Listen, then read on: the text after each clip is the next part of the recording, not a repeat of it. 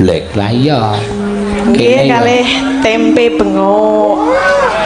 Tempe bengok. Nggih. Napa? Ora enak. Lah tempe bengok. Wah, ora tau njajal tempeku.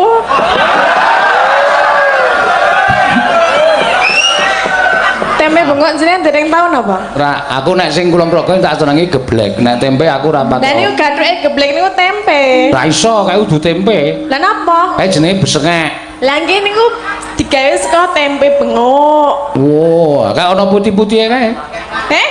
Kok ana besengeke ana putih-putihe kae apa kae? Niku apa nek ngerti meneng wae. Jenenge kanil. Oh, jenenge kanil. Nek ngono aku jenenge kanil, nek kene napa? Ya kanil bener kae padha-padha daerah istimewa Yogyakarta kok dibeda-bedake. Ya enten sing beda lho, Pak. Ya ora kene ya kanil. Anjene kae sing tok aku tempene kok tanpa kanil. Oh, berarti pas ora nganil nih kok, Pak. Nah, kurang berarti. Ora jos.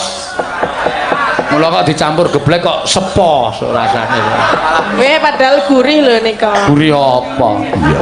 Nanging kanil nika gurih. Mula aku gah mangan ning nggonamu ya.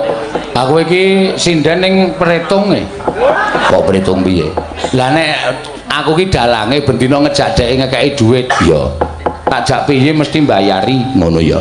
Dolan dono ki ya geblek disuguh geblek ki ya diregani. Kok Pak Dahar Pak, niku sak plastik 7.000.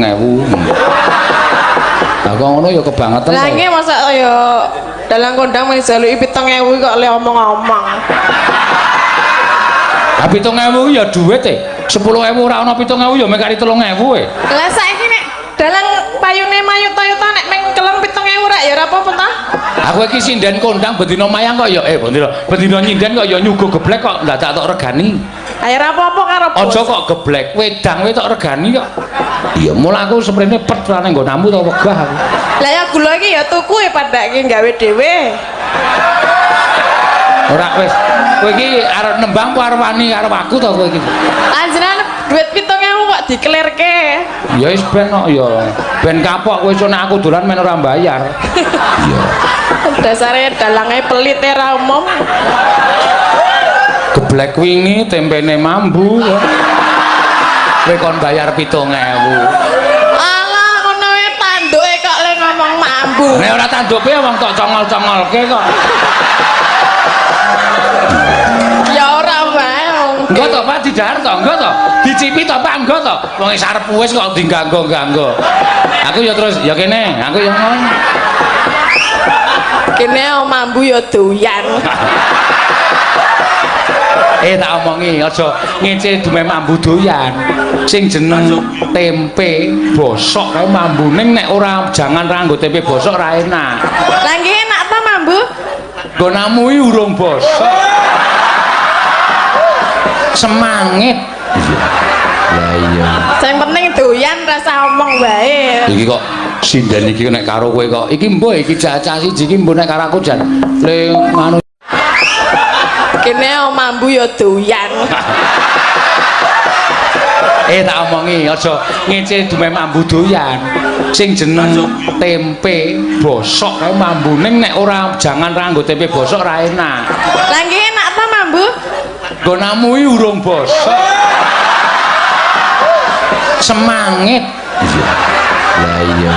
Sing penting doyan rasa omong wae. Iki kok sinden iki nek karo kowe kok iki mbok iki cacah siji iki mbok nek karo aku jan le nganu nyilakake ngrekoso nak koso nak iya aja kok iki engko mesti ngudal-udal perkara nek aku latihan tak suguh gule kobis kuwi cerewete tekan ndi nanti wong sing streaminge ngerti lho nek aku streaming ngevlog kan mesti gimana Pak Seno gule kobis dengkulmu mlocot ya mung saka cangkeme cah siji iki Nyata kok ngopo? Aning wingi rak ora.